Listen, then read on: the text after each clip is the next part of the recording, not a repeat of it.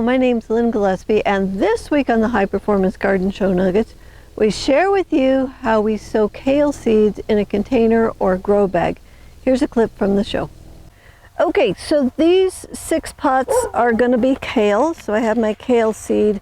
So I took the spinach out, then I added a cup of compost and a couple tablespoons of the fruit and flower fertilizer.